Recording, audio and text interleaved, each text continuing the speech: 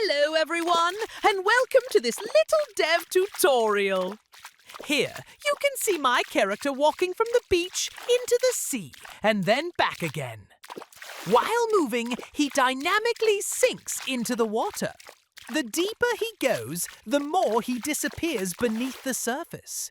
But how did I achieve this effect? Well, let's look together. Now, let's have a little fun.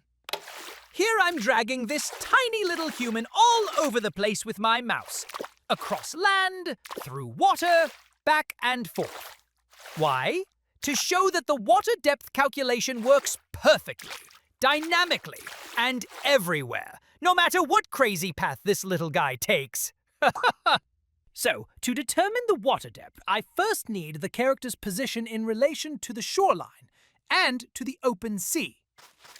Once the player enters the water, the calculation begins.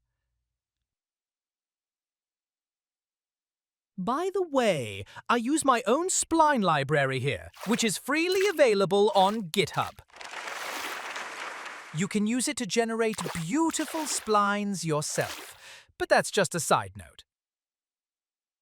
However, back to the topic.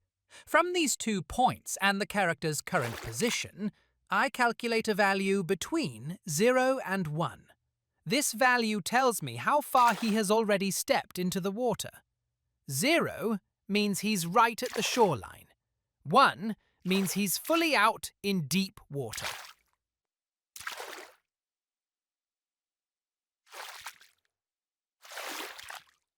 Finally, there's one small but important detail. Adjusting the mask depending on object size. Because we don't want this little rascal to drown out in the open sea, do we? And that's the whole system! With just a few steps, we've built a dynamic setup that makes characters and objects sink realistically into the water. All of this in a pure 2D environment. If you have questions or are experimenting with similar effects, feel free to leave a comment.